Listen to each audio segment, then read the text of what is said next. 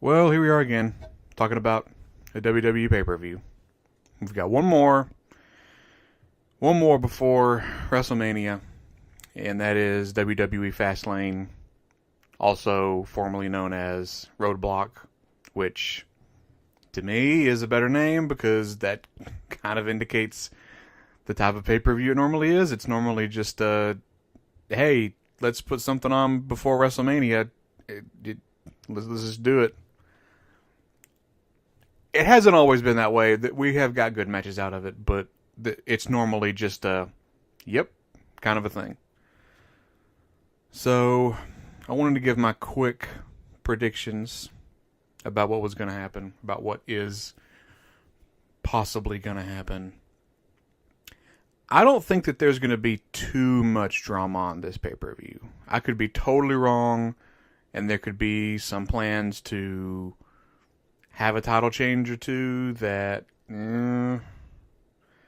might shake things up just for surprise sake. Some of these people, I can't imagine them winning a championship going into WrestleMania and defending that belt at WrestleMania. But hey, I don't know. I'm always down for surprises. So anyway, let's start. I'm on WWE.com. I waited until today, Saturday, to upload this because they like to add last-minute matches, and I'm just going to go in order the way that they have them, and they added a match, I think, yesterday or the day before, because I know a lot of people put out their predictions on Thursday, and I'm pretty sure that this first pre-show match got added yesterday, so we're going to start with Big E and Xavier Woods of the New Day are tagging to take on Rusev and Shinsuke Nakamura.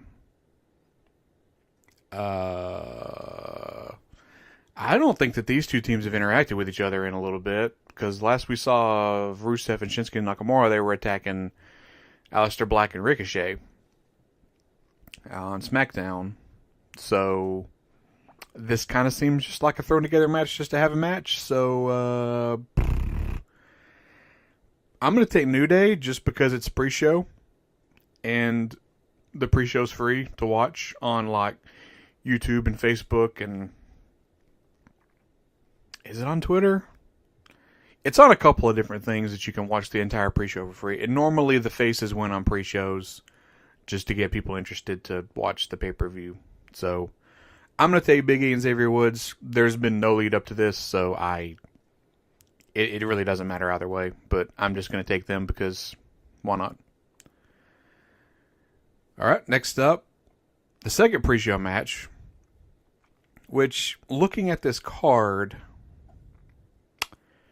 yeah, I was going to say that I would really like for this to be on the main show, but I don't know what match you put off of the main show. Maybe the Raw Tag Team Championship, even though I think that that's going to be a good match, but I don't know. Next match is Rey Mysterio versus Andrade, formerly known as Andrade Cien Almas, because WWE really likes to take these people with full names and condense it into a singular name. I don't know why. I mean his entrance music still says Cien Almas on it. The Titantron doesn't. It just says Almas, but his entrance music still says his full name, which is interesting. These two have had awesome matches on SmackDown. They've been part of the U.S. Open Challenge the past 2 weeks in the Triple Threat and the Fatal 4-Way. And I have been desperately wanting these two to have a pay-per-view match. Would have wanted it on the main card, but I'm thinking we're going to get these two at Mania. It would be great to have these two like have an Iron Man match at WrestleMania. Like, I don't know if they're going to allow them to do that though, but that's my dream. So if they are going to have a match at WrestleMania, I'm going to pick Andrade to win just so we can have like a big Rey Mysterio win at Mania. Of course, WrestleMania is looking like it's going to be stacked with things, so I don't know where this would fit in, because normally all the belts are defended at Mania, and there's no belt between the two of them. They could just be thrown into like a fatal four-way U.S. championship thing at Mania. I hope they don't. I hope that we get a singles match between the two of them, but this might be the only pay-per-view singles match we get of these two, so that would be a shame if that's the case. But I'm going to go with Andrade in the hopes that we're getting a Mania match. Alright. Onto the main card. We've got the Raw Tag Team Championship match, which is a triple threat match. We have the Revival, who are the champs, taking on Rude and Gable. Yeah. I was just making sure they don't have a full name, because they just came out with a t-shirt, and I didn't know if they had a name, but I guess they don't. It's still just Chad Gable and Bobby Roode. And they're taking on Ricochet and Aleister Black. Now, this whole Ricochet, Aleister Black, NXT call-up thing, I'm assuming that the main reason that they're a tag team on the main roster is because they're a tag team in the Dusty Rhodes Classic on NXT. Because these two have, to my knowledge, the only time that they were a tag team before this was that Sunday Night Heat thing at the halftime of the Super Bowl. Because these two have been singles competitors their whole NXT careers. Like, Aleister Black is a former NXT champion. Ricochet is a former North American champion. So they work well as a tag team. It's just weird to see them as a tag team this consistently on the main roster.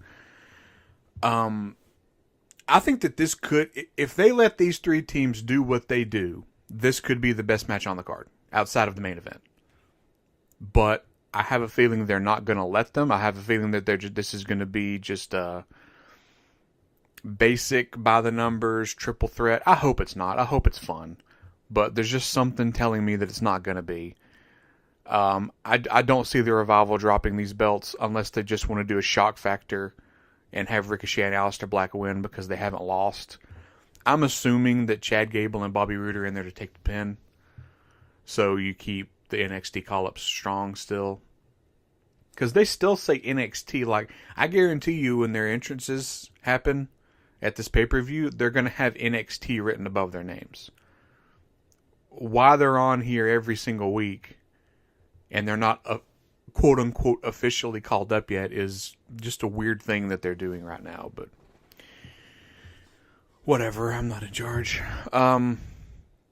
Yeah, I don't see the Revival dropping these belts. They haven't had them too terribly long, and they were threatening to. They wanted to leave, possibly go to AEW. They wanted to revitalize this tag division, and if you're going to revitalize this tag division post-Mania, this is who I would want the belts on, because they're, of these two teams, I think that they're the best team, and maybe not the best wrestlers. Probably the best wrestler in this match is Aleister Black, but yeah, I can't see them dropping the belts.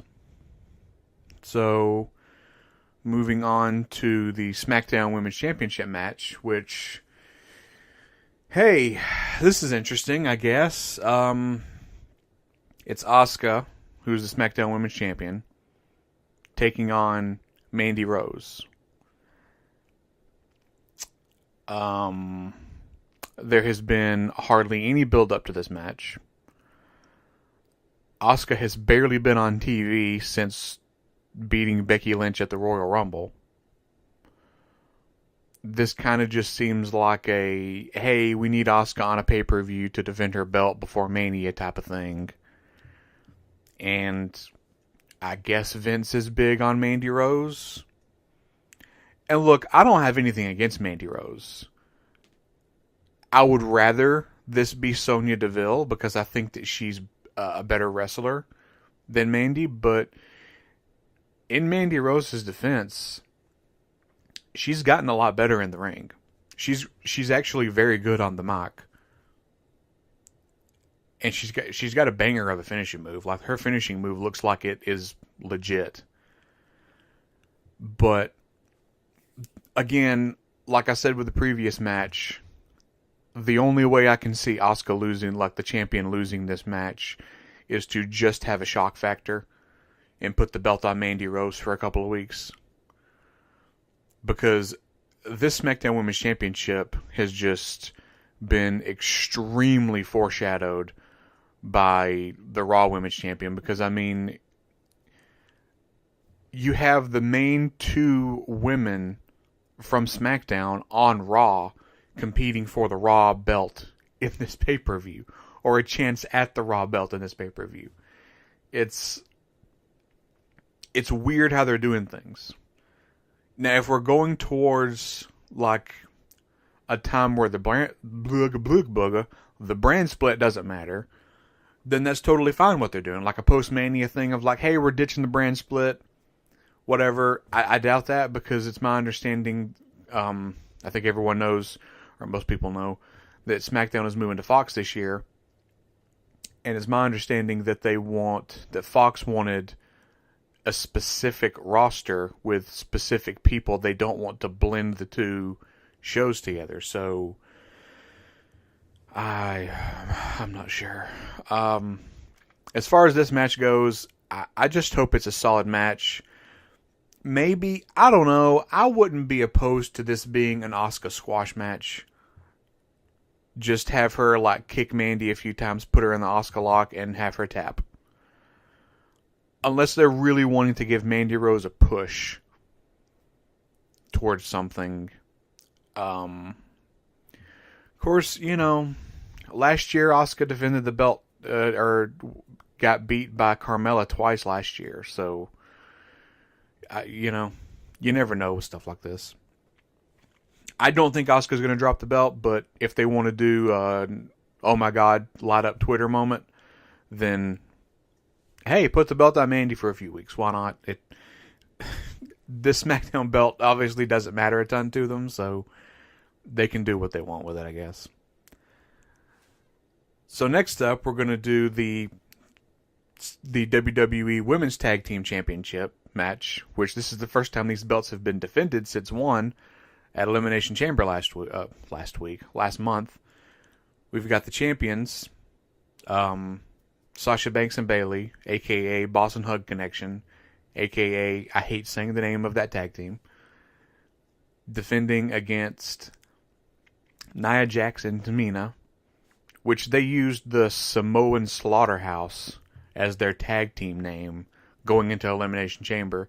And I don't think that that's been uttered ever since. So, which is probably good. Technically, I think it's a better tag team name than the Boston Hug Connection. But, hey, whatever. They don't have a t-shirt. The Boston Hug Connection have multiple t-shirts. So, again, I can't see them losing these belts because there are rumors floating around that at Mania they're going to defend these belts against Trish Stratus and Lita. So, if that's the case, boy, I really don't want to see a Tamina and Nia Jax Lita and Trish match. Like, I have nothing against... I think Tamina is whatever. She's whatever. She's fine. I actually do like Nia Jax. Nia Jax has improved tremendously on the mic. I would argue that she's one of the best people on the mic at the moment. Her in-ring stuff is good. She can be a little careless. She hasn't been careless in a while, but she's injured a few people just for the sheer fact that she's so much bigger than them and stronger that when she wrestles someone like Alexa Bliss, it's probably hard not to. Because Alexa Bliss probably weighs all of 100 pounds. So, and that's the same with someone like Sasha Banks. She probably weighs all of like 100, 120 pounds. So, but yeah, I don't see them dropping these belts. They just got them. I guess I'm just going to have this opinion on so many of these matches, unless they just want to do a shock value. Because there's been a little bit of lead up to this, but honestly, Sasha and Bayley have just kind of been on the different shows because they're defending these belts across Raw, SmackDown, and NXT. Now, technically, they haven't been on SmackDown yet, but they have been on NXT. They were in an NXT house show a few days ago. So that's mainly what they've been doing with these belts, is being like, hey, we're going to defend these things across all brands. And they haven't really... I mean, they've wrestled every week, but as far as like a rivalry going on with the two of these teams, not really. It's a little bit there. It's there as much as it can be to form a match. So, again, I don't see them dropping the belts. I don't see what the point of it would be. So, yeah. Okay. Now, next match is the SmackDown Tag Team Championship match, which is a rematch from Elimination Chamber. No. Yeah. No, they didn't at the Chamber. It was the Royal Rumble, right? I think it was the Royal Rumble that this match happened. No, they beat the Bar at Royal Rumble. So this is an Elimination Chamber rematch because they lost. Okay, let me just talk. Let me say to stupid people. It's the Usos who are the tag team champions, and The Miz and Shane McMahon, aka the best tag team in the world. Which, another thing I just hate saying. It's just, a lot of things in wrestling just have a lot of stupid names, and they're just uncomfortable to say out loud. Yeah, it was an Elimination Chamber because this is when the Usos beat Shane and Miz, who were the champs. So this is a rematch from that pay-per-view. Hey, guess what? Here's another title match that I don't think the championship belts are going to change hands with. I think that the rumor has been forever that Shane and Miz are going to have a Mania match. And if that's the case, right now would be a good time to set that up. I don't know if we've ever had a Shane McMahon heel turn. I mean, he came in as a heel figure, I think, because, associated with his dad and sister and stuff, but I guess we have at some point. I'm just not remembering it. It would make all the sense in the world for Shane to be a heel. That's what I would prefer. Or, we don't have to do the heel face thing. Like, the pay-per-view's in Cleveland, which is where The Miz is from, and his dad's going to be in the audience. It's blatant what they're doing. But, hey, they could not do it. I don't know. They could just have a third match of these two tag teams at Mania again. Who knows? I think that we're setting up the Mania match between Shane and The Miz, and then we'll probably see The Miz go away for a while because him and Maurice have a second baby on the way, so he'll probably take time off for that. So, yeah, this is another match I could see this being a squash match. I could see, like, Miz screwing up something, because that's what happened in the last match, and that's why they lost. And the Usos just retain, or I don't imagine anyone's going to interfere in this. I could be wrong. I doubt it, though. So, yeah, I think the Usos are going to win, and I think we're going to set up the Shane-Miz for Mania. That's about as simple as I think that's going to get. Or as complicated as I think it's going to get. So, next up, we have... I don't know how I feel about this match. We got the Reunited Shield. Roman Reigns, who has just come back. We've got Seth Rollins, Dean Ambrose, Shield. Taking on Baron Corbin, Bobby Lashley, and Drew McIntyre. Boy, I'm tired of seeing Baron Corbin, Drew McIntyre, and Bobby Lashley as a thing. I just... Ugh. And we just had the Shield reunite on Monday. There's no way that the Shield are losing this. There's 150% chance that that's not happening. The Shield are winning this match. Roman Reigns is going to do a spear Superman punch. He is going to get the pin on probably Baron Corbin. There's rumors floating around that the Mania match is going to be Roman Reigns and Baron Corbin, which... Fine, that is not what I want, but Roman just being back from his leukemia is cool, and just to see him compete at Mania is cool. So whatever. I actually really like Baron Corbin, but he's just been in this mid-card to upper, I guess you would call it, main event for so long, and he's just been the same character. And he's better than that. He's a genuine good to great wrestler, and he's great on the mic. He's a great heel. But there's just nothing going on with this. There's no stakes in this. There's nothing. The only thing that is looming around is if Dean Ambrose is going to turn on the Shield again, which they just got a new shirt. So logic tells you when they get a new shirt, then they're fine. Nothing's going to happen. So I don't think anything's going to happen. I don't think that Dean Ambrose is going to turn on them at all. I think that we're going to ride with these three being a group through WrestleMania. And Dean Ambrose is either going to leave, which he has requested it, and WWE have granted it to him. The rumors are that Roman is talking to him backstage and trying to convince him to stick around. And maybe the Shield reuniting is going to let him do that.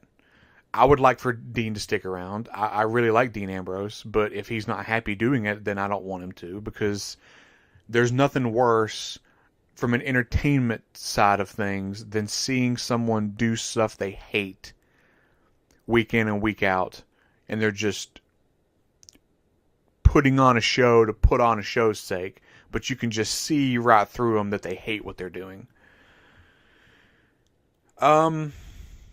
I don't even know if this is going to be a good match or not. It'll probably be fine, but I can't see it going, well, I don't know. It might go 15, 20 minutes. I could be wrong. I was going to say I can't see it going more than 5 minutes, but I could see this being stretched out to the heels doing a lot of headlocks and just heel WWE Vince McMahon garbage. But the Shield are winning 100%. I don't think Dean's turning.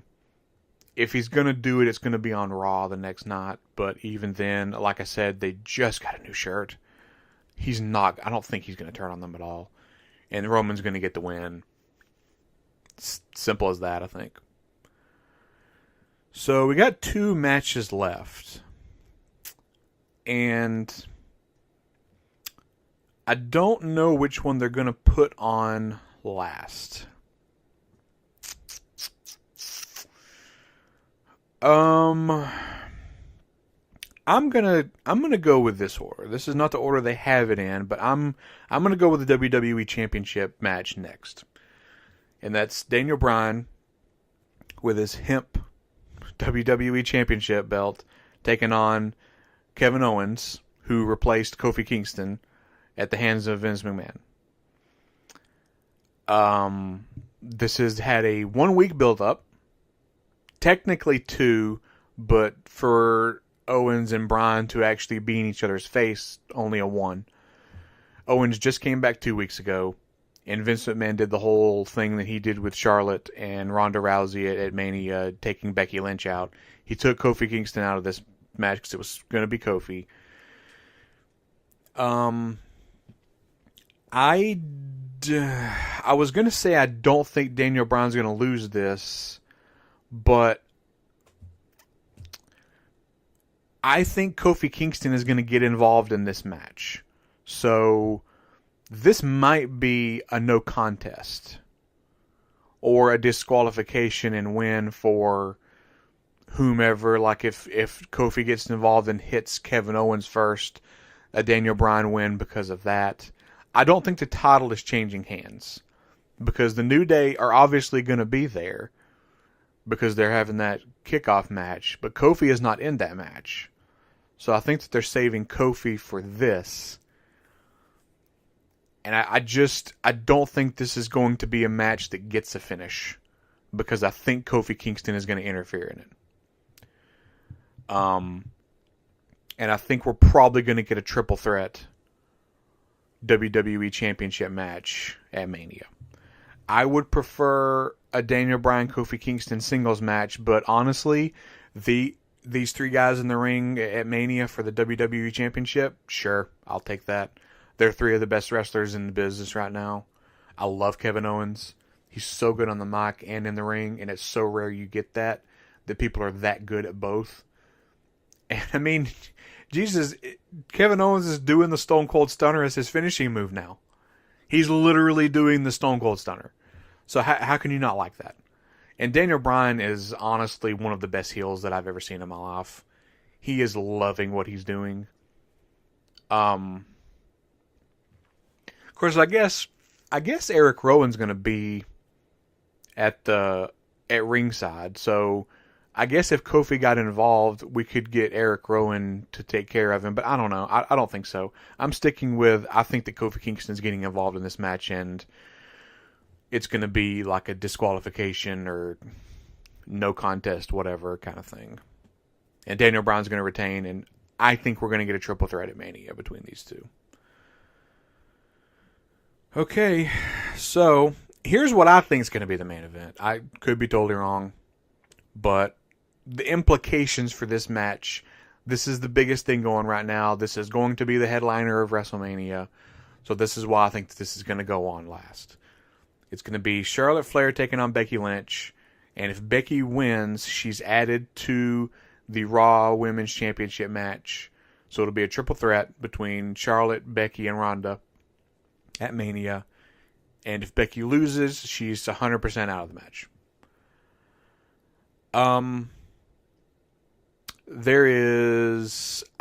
I think that there's no way Becky Lynch loses this match.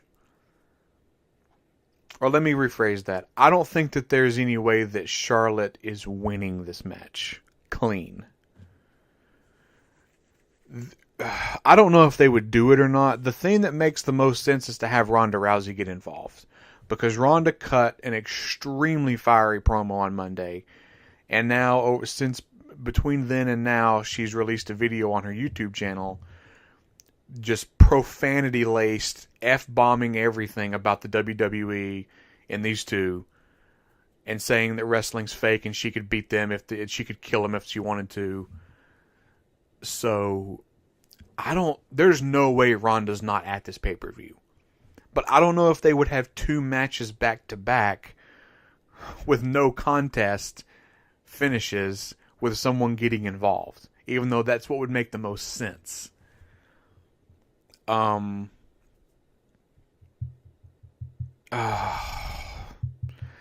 just don't think they can have this main event without Becky Lynch. Even though that's totally a Vince thing to do. Is to swerve the fans and not give them what they want. And have a Becky Lynch Ronda Rousey thing at SummerSlam. But I just don't think that's going to happen. I think that Becky Lynch is going to win this match. And maybe Ronda gets involved afterwards. I think that before this match starts, or at least during it, Becky's going to drop the act of being injured because she's not injured anymore. It's this whole thing. She tweaked her leg. She's fine now. She's been cleared for weeks. So I think that once this match gets going, she's going to drop that, and we're going to. I don't know if Becky's going to win clean or not. Maybe. But I'm saying that Becky Lynch is going to win because the main event at Mania has to be a triple threat between the three of them. There's no other way around it. So, and Ronda's going to be there. I don't know to what capacity she's going to be, but there's no way that she's not going to be there doing something. I don't know if she's going to interfere in this or not. I don't know why she would interfere with it, because who cares? Why would she care? I guess she would care about this being a triple threat or not. So I could see her maybe trying to get involved and screw Becky Lynch out of it. But even if that's the case, I don't think that we're going into Mania with these three not being in the match. Even if Becky Lynch loses this, there'll be a way to get her in it. We still got a month between now and Mania. So, yeah. So I know I just rambled on through a bunch of garbage there. I think Becky Lynch is winning. in some way, shape, or form. So, yeah, that's Fastlane. We could have interesting things happen. I kind of have a feeling this is going to be one of those no title change kind of pay-per-views. And the biggest things that are going to happen are things not involving championships and just kind of setups for Mania, which is fine. That's kind of traditionally what this pay-per-view's always been. So I don't see that changing this year based on the card that we have. So we'll see. I watch all the pay-per-views anyway, so regardless of what's going on with anything. So thanks for listening, and I hope everyone has a good one. Bye.